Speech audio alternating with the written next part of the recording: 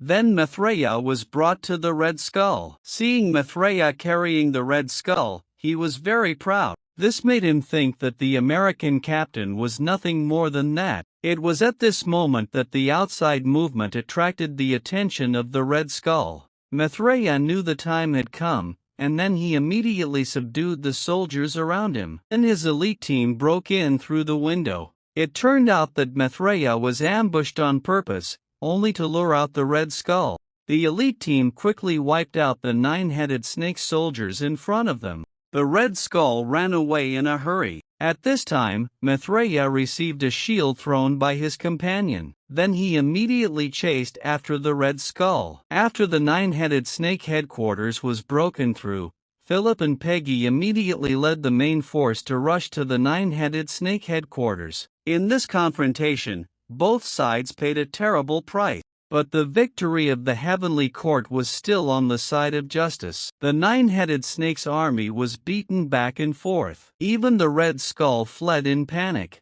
But even so, there were still soldiers who resisted. Maitreya was right behind the Red Skull. He would never allow the Red Skull to escape again. But when he was forced into the Red Skull, he was suddenly blocked by a soldier with a handheld flamethrower. The 9-headed snake soldiers used the flamethrower to push Maitreya to a corner. Maitreya was about to be devoured by the flamethrower. Peggy arrived in time to knock down the soldiers.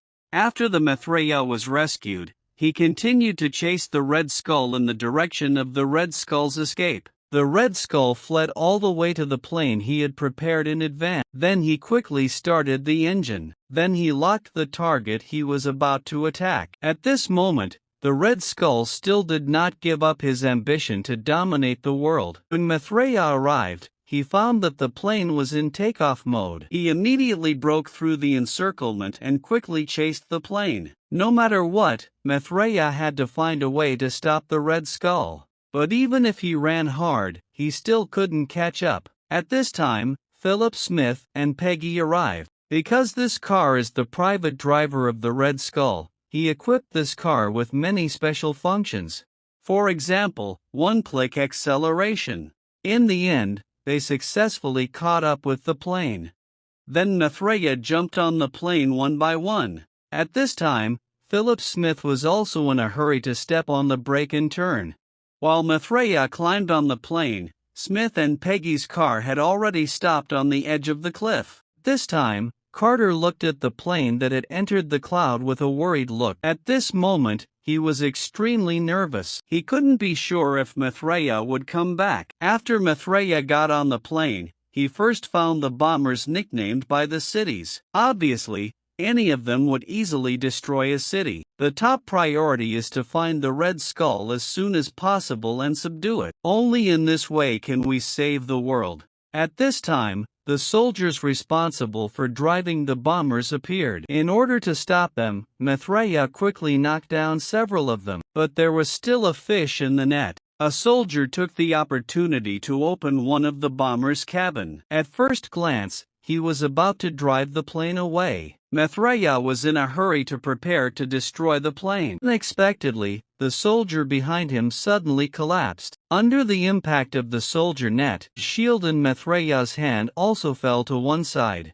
This also gave the pilot a chance to start the plane. The bomber quickly escaped from the cabin. Maitreya and another soldier were still fighting at the top of the plane. In order to get rid of the two people, the pilot began to move the fuselage. The soldier who was fighting with Maitreya was instantly rolled into the propeller. Maitreya grabbed the fuselage tightly with his extraordinary strength. Then he opened the cabin and let the pilot fly. Then Maitreya drove the bomber back to the cabin. This was the decisive moment between him and the Red Skull. Maitreya picked up the shield and rushed to the cabin. But when he came to the cabin, he found that the Red Skull had disappeared. At this time, the Red Skull suddenly appeared behind him. The two people fought against each other. So far, the Red Skull is the only opponent who is equivalent to him in strength, because both of them have super blood in their bodies. In the fight, Maitreya's shield hit the shield equipped with cosmic magic. The cosmic magic was released at random. Maitreya was also shocked by this scene. Unexpectedly, the Red Skull really had some kind of weapon. Then the Red Skull picked up the cosmic magic. But at this time, the cosmic magic suddenly released a super powerful energy. Then the Red Skull disappeared with this energy. After the Red Skull disappeared, the cosmic magic fell to the ground. Then the Red Skull burned a hole in his body. In this way, the cosmic magic fell to an unknown place. At this time, the plane was getting closer and closer to New York. Because the plane had locked the target, and the speed of the plane was too high, there was no way to land safely. Maitreya contacted the crew at the last minute. When Pagey learned that the plane could not land safely, he panicked. Maitreya told Pagey that he had to find a way to break the armor urgently. Once the plane entered New York City, there would be countless innocent people risking their lives for it.